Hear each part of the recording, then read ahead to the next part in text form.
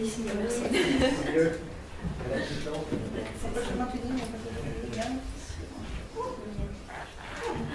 Bonjour à ceux que j'ai pas eu le temps de saluer, pardon. J'ai eu à cœur de vous apporter ce matin un petit message sur Gédéon. Parce qu'il me semble que c'est assez important d'essayer d'étudier un petit peu les personnages qu'on a dans la Bible. Essayer d'étudier la vie de ces hommes et femmes de Dieu, savoir comment ils ont obéi à Dieu, comment ils ont évolué dans leur foi, etc. C'est quelque chose d'important. Leur exemple est dans la Bible, c'est pas pour rien. Et il faut qu'on étudie leur vie pour savoir ce que Dieu a à nous révéler au travers d'eux. Donc ce matin, je vais vous parler de Gédéon. Et alors en préparant cette petite étude, je me suis aperçue de quelque chose, j'avais jamais fait attention à ça. L'histoire de Gédéon s'étale sur 3 chapitres. Je ne pensais pas que ça faisait autant, mais j'étais assez étonnée.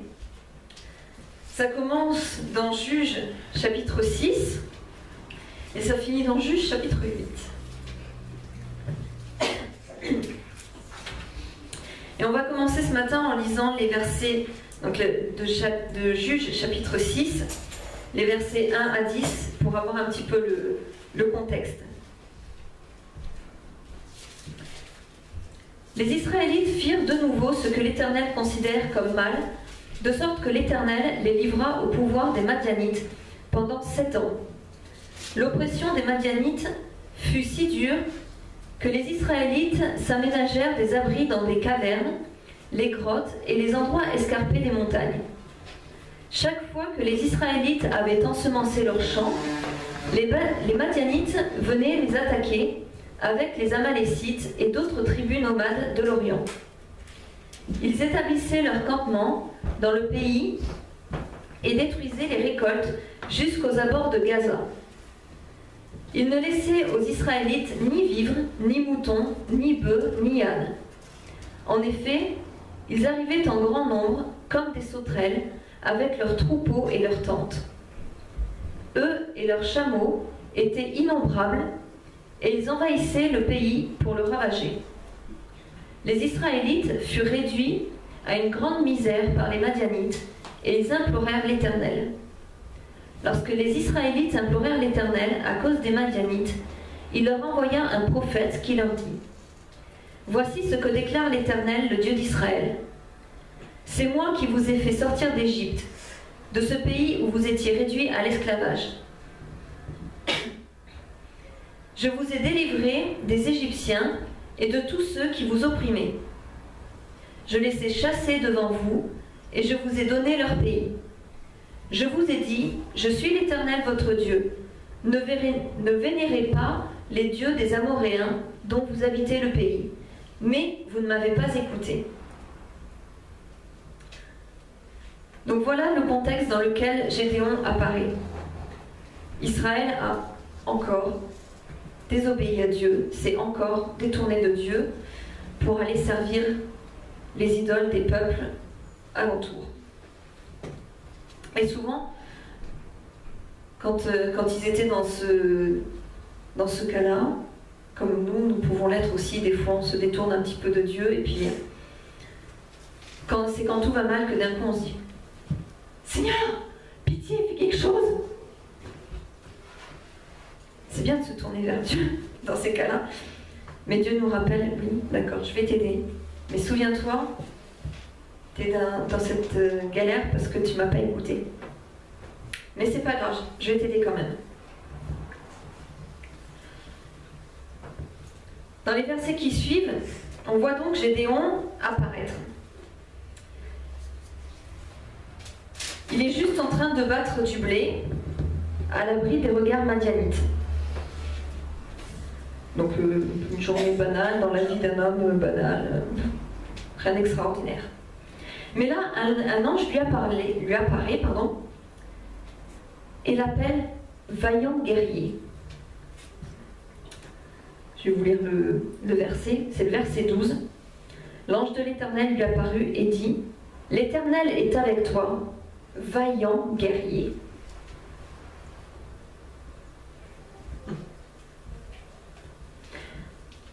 Et là, Gédéon, il a une réaction qu'on peut avoir un peu tous quand Dieu nous appelle vaillant guerrier.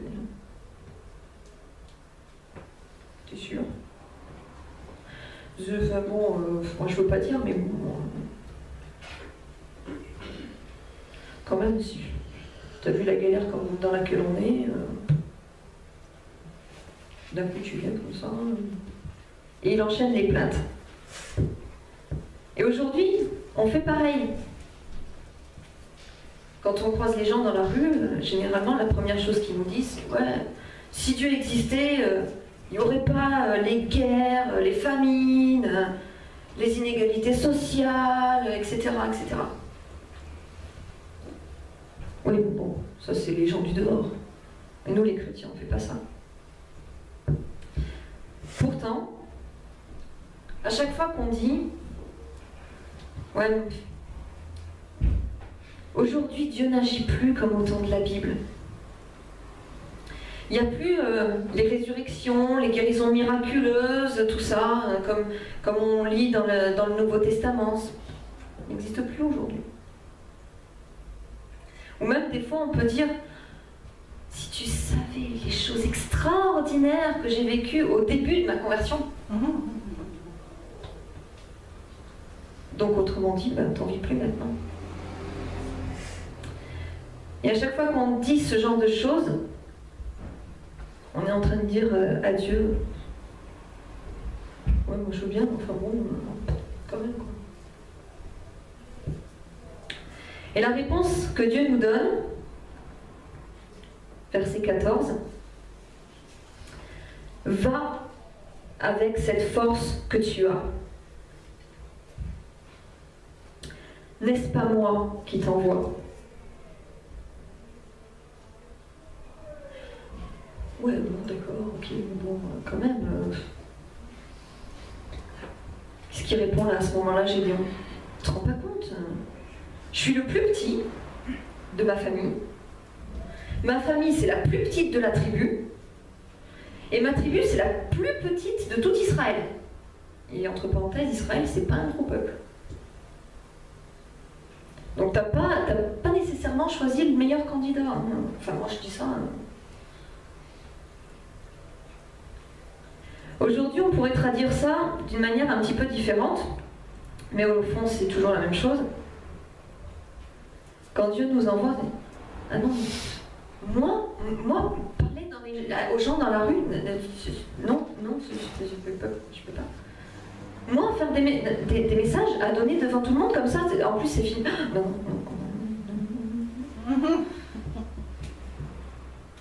Moi, jouer d'un instrument, chanter en public, tu te rends pas compte? Je suis tellement timide. Je peux pas. Puis regarde, franchement, tu veux que je joue au piano, mais regarde, on a un pianiste professionnel. Pourquoi tu me demandes à moi? Il y en a qui sont tellement plus qualifiés que moi. Enfin bref, on trouve toujours une bonne raison pour dire à Dieu tu t'es trompé de candidat, c'est pas moi qu'il faut prendre. Et ça me rappelle quelqu'un d'autre. Ça me rappelle Moïse. On va chercher un petit peu dans Exode.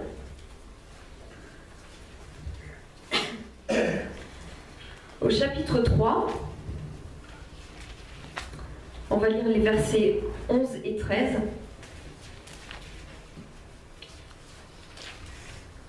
Au verset 11, il est dit, Moïse dit à Dieu, qui suis-je moi pour aller trouver le Pharaon et pour faire sortir les Israélites d'Égypte? Qui suis-je moi? Verset 13, Moïse reprit, j'irai donc trouver les Israélites et je leur dirai, le Dieu de vos ancêtres m'a envoyé vers vous. Mais s'il me demande quel est son nom, que leur répondrai-je? Bon, ok, je veux bien y aller, mais je leur dis quoi? Puis on va lire aussi le chapitre 4, verset 1. Moïse objecta, encore. Et s'ils ne me croient pas et ne m'écoutent pas, s'ils me disent, l'Éternel ne t'est pas apparu. Et je fais quoi? Verset 10. Ah Seigneur, dit Moïse, je n'ai pas la parole facile. Cela ne date ni d'hier ni d'avant-hier. Et cela ne s'est pas amélioré depuis que tu as commencé à parler à ton serviteur. Il est la bouche et la langue très embarrassée. Verset 13. Mais Moïse rétorqua, encore, non Seigneur, je t'en prie, envoie qui tu voudras pour cela. Autrement dit, surtout pas moi. On est toujours comme ça, toujours. Qui tu veux, mais pas moi, Seigneur. C'est pas que je veux pas te servir, mais pas moi. Ne m'envoie pas.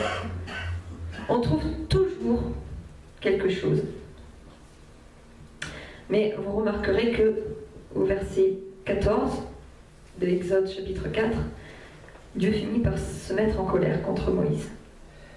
Parce que souvent, Dieu est obligé de se mettre en colère pour qu'on cède, pour qu'on lui obéisse. Pourtant, ne sait-on pas qu'il a toujours le dernier mot? Mais retournons à Gédéon. Je serai avec toi, lui dit le Seigneur. Dieu ne nous laisse jamais tout seuls quand il nous envoie. Il nous dit jamais, alors, bon, toi, je t'envoie, tu vas aller parler à ceux qui sont en Afrique, là-bas, tout au bout du bout de l'Afrique. Et puis, maintenant que tu sais ce que tu vas faire, débrouille-toi. Non, jamais.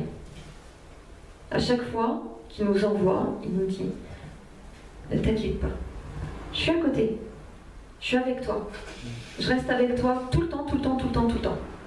Je t'accompagne, il n'y a pas de problème. Pourtant, le fait de savoir que Dieu est avec nous, dans ce qu'il nous demande de faire, ça devrait nous rassurer. Mais ça ne suffit pas. Ça ne nous suffit pas. On voit que Gédéon, à ce moment-là, demande une preuve. On va retourner dans Juges chapitre 6, verset 17. Gédéon lui dit, « Eh bien, si réellement tu m'accordes ta faveur, si ce que tu es en train de me dire est vraiment vrai, prouve-moi par un signe que c'est bien toi qui me parles. »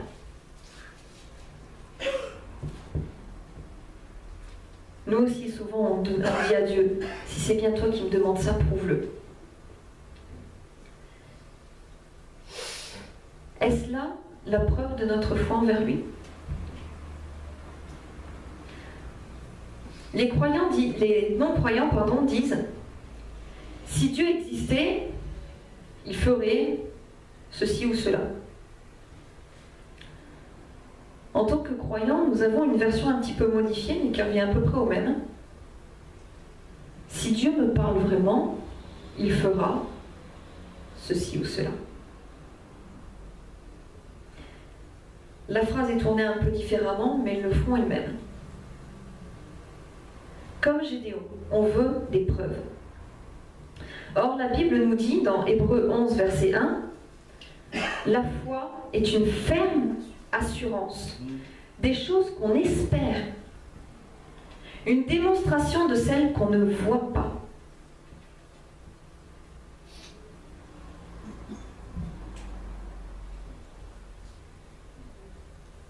Pourquoi Gédéon a demandé à Dieu une preuve?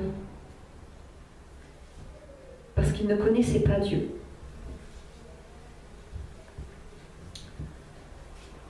Au verset 13, on voit que, au début du verset 13, il dit « Si l'Éternel est avec nous. Où sont les prodiges qu'il a fait? Puis un peu plus loin, au verset 18, il dit à Dieu, ne t'éloigne pas d'ici, ne bouge pas, surtout, tu ne bouges pas, je reviens. S'il connaissait Dieu, il aurait plutôt dit, c'est vrai, l'Éternel est avec nous, malgré les problèmes qu'on a actuellement. C'est vrai, nous n'avons plus de prodiges, mais on n'en demande plus. Et il n'aurait pas demandé à Dieu de ne pas s'éloigner, parce qu'il aurait su que Dieu peut très bien être là, là-bas, de l'autre côté du pont, partout en même temps. En fait, Gédéon limite Dieu à des limites humaines. Un homme ne peut pas être à plusieurs endroits en même temps. Et du coup, on avait effectivement besoin de dire aux gens, attends, bouge pas, je reviens. Mais tu bouges pas.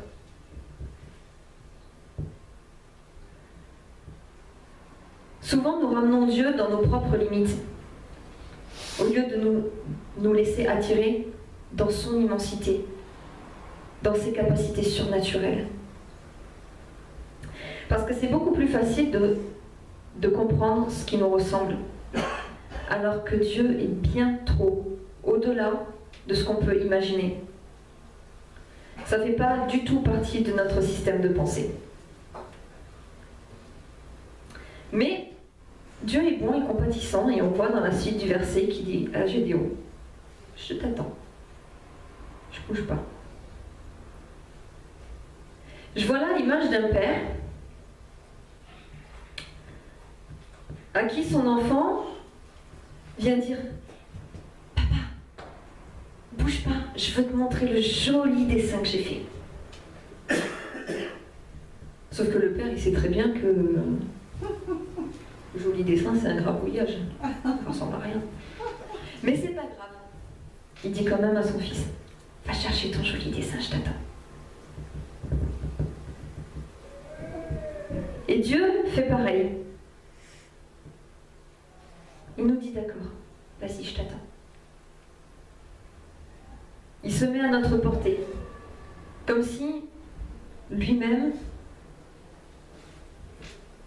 s'empêchait finalement, entre guillemets, d'être à côté de nous et ailleurs en même temps, juste pour nous rassurer.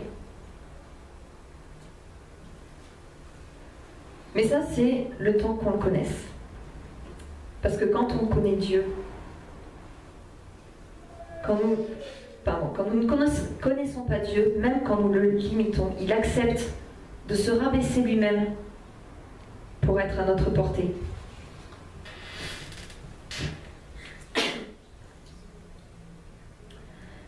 Gédéon fait un petit peu une promesse à Dieu.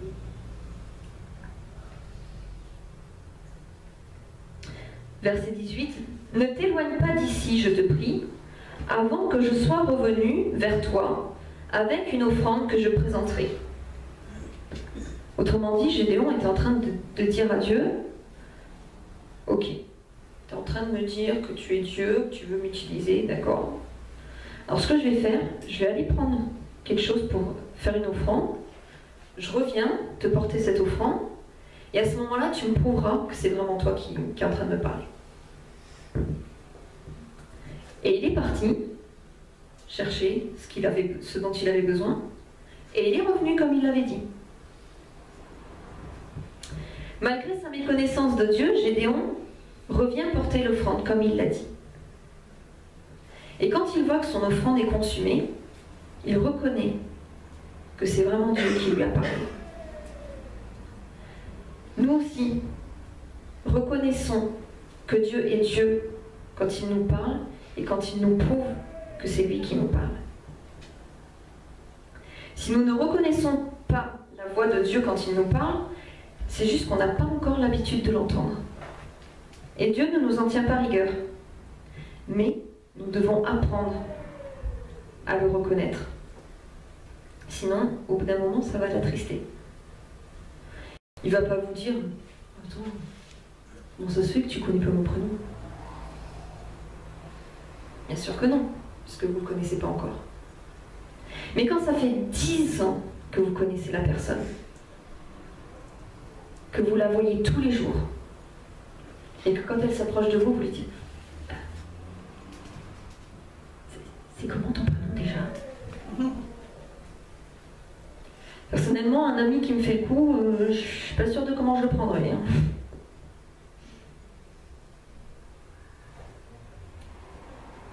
Une fois que nous avons reconnu que c'est Dieu qui parle,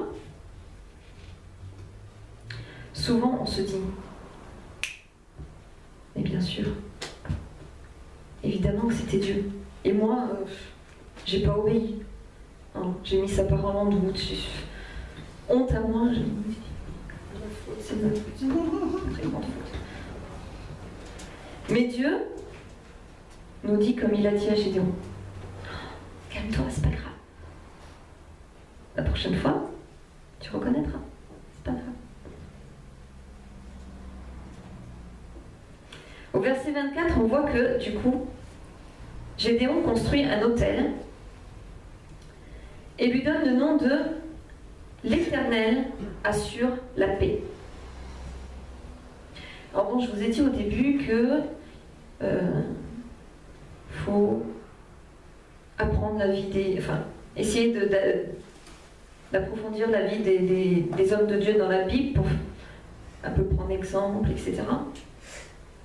Est-ce que ça veut dire qu'à chaque fois qu'on apprend quelque chose sur Dieu, il faut lui bâtir un autel, donc entasser des cailloux et puis donner un nom spécial au lieu? Ça va être un peu compliqué si on fait ça, je pense. Mais simplement, le fait de bâtir cet autel signifiait qu'il n'oublierait pas ce qu'il venait d'apprendre sur Dieu. De la même façon, nous ne devons pas oublier ce que nous apprenons tous les jours sur Dieu. Ça peut être en l'écrivant sur un cahier, par exemple. C'est une possibilité.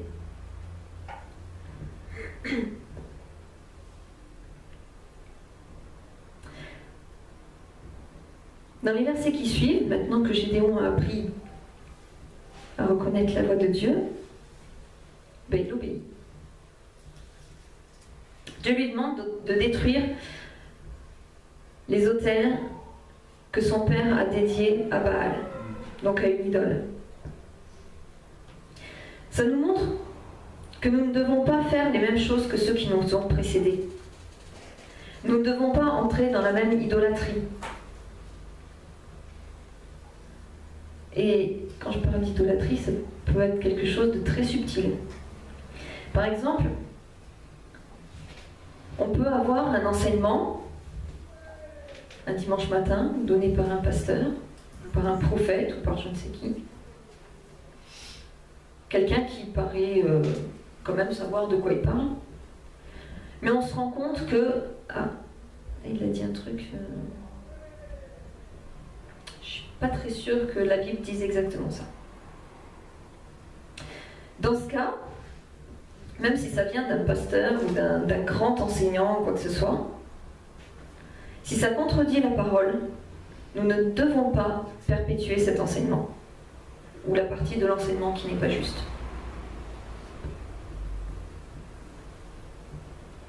Nous devons sélectionner ce que nous entendons à la lumière de la parole de Dieu pour ne pas propager des erreurs. Parce que la personne qui parle, moi en l'occurrence, nous sommes humains, nous restons humains. Même un pasteur, ça reste un être humain et il a le droit de se tromper. Et il a le droit de mal comprendre des choses aussi. Mais si nous mettons ce que nous écoutons à la lumière de la parole de Dieu, Dieu va nous aider à faire le tri entre, bon là c'est son interprétation personnelle, pas forcément très exacte. Ah ça par contre, oui, là c'est, il a raison a raison dans ce qu'elle dit. Il faut qu'on laisse Dieu faire le tri.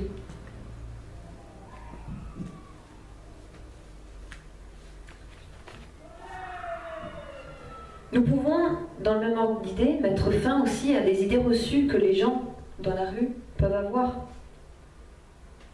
C'est aussi une façon de détruire les autels de Baal. Par exemple, si nous croisons quelqu'un dans la rue, ou un voisin, ou quoi que ce soit, qui pense que notre Dieu est un Dieu barbare, parce qu'il a ordonné de tuer certaines personnes dans l'Ancien Testament. Ne laissons pas cette fausse idée se répandre et expliquons ou essayons d'expliquer que oui, Dieu a dit dans certains passages de l'Ancien Testament qu'il fallait, mais il y avait une raison à ça. C'est pas pour le simple plaisir de voir des gens mourir. Même si ça nous dépasse, ce que Dieu fait a toujours une raison.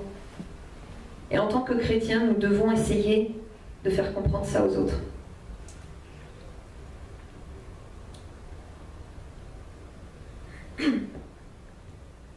Gédéon obéit donc. Cette fois sans poser de questions. Il ne dit pas « Seigneur, t'es sûr qu'il faut que je détruise ces autels ou quoi que ce soit ?» Non. Cette fois, il obéit. Parce que cette fois, il a reconnu que c'était Dieu qui lui parlait. Alors bon, lui, il lui a fallu que 2 fois pour reconnaître la voix de Dieu. Chacun après apprend plus ou moins vite. S'il vous en faut 10 pour apprendre à reconnaître la voix de Dieu, vous inquiétez pas pour ça. Hein. Moi, il y a des fois Dieu me parle et je suis encore au stade « t'es sûr que c'est toi ?» Le problème n'est pas de savoir si on doit absolument reconnaître, sans doute possible, la voix de Dieu instantanément, mais le problème c'est d'apprendre. Nous ne devons pas rester toute notre vie à demander à Dieu « T'es sûr que c'est toi qui veux que je fasse ça? T'es vraiment sûr? C'est vraiment toi ?» À un moment donné, il faut qu'on apprenne, quand on entend la voix de Dieu, à dire « Ah, ça, c'est Dieu qui me parle. Donc si c'est Dieu qui me parle, j'y vais. » Et même si ça me paraît bizarre ou si j'ai pas très envie, c'est Dieu qui parle, donc j'y vais.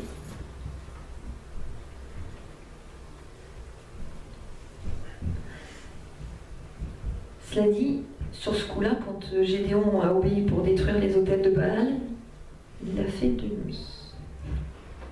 Alors oui, il l'a fait. Mais il y avait quand même une petite trace de trouille qui est restée. Il l'a fait de nuit, nous dit la Bible, par crainte de sa famille et des habitants du village. Or, un autre passage de la Bible nous dit que l'amour parfait bannit la crainte. Donc s'il avait peur, c'est qu'il ne connaissait pas encore assez Dieu pour y aller franchement. Il manquait encore un petit quelque chose.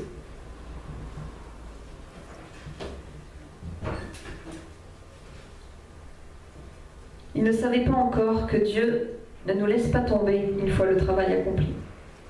Mais au moins, il a quand même obéi. Si Dieu nous demande de dire quelque chose, par exemple, et que ça nous fait peur de parler en public, il y a une bonne solution à ça.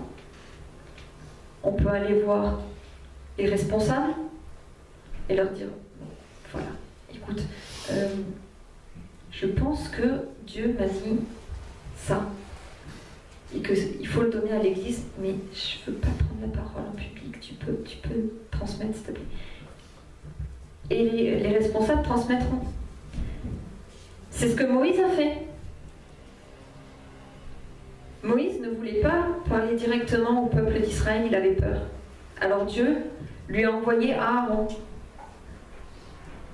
Et Aaron transmettait.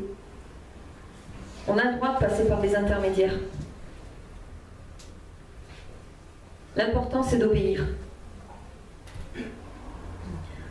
Même si passer par un intermédiaire est bon pour un premier temps. Et j'insiste sur le fait que c'est pour un premier temps. Parce que nous devons grandir en maturité et prendre de l'assurance. Mais au moins, obéissons.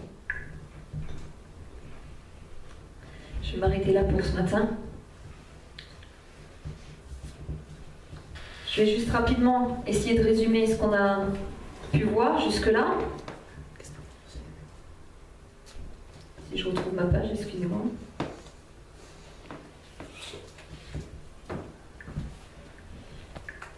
Excusez-moi, j'ai pas eu le temps de l'imprimer, alors mon ordinateur, j'ai pas l'habitude.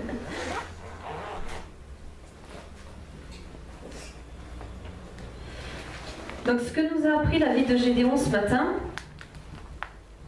c'est d'abord se voir comme Dieu nous voit. Vaillant guerrier. Ensuite, connaître Dieu. Tenir les promesses qu'on a fait à Dieu. Parce que lui, il tient toujours les promesses qu'il nous fait. Détruire les idoles et leurs autels. Déjà dans nos vies et autour de nous. Pour autant qu'on puisse. Obéir à Dieu. Ne pas avoir peur.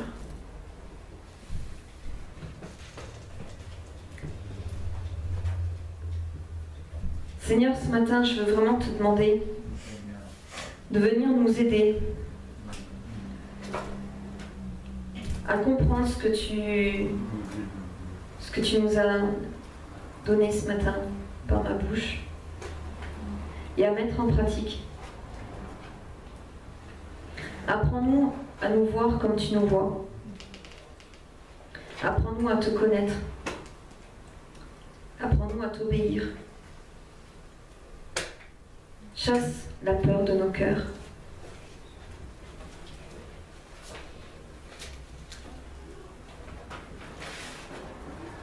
Parce que la peur, c'est aussi une idole.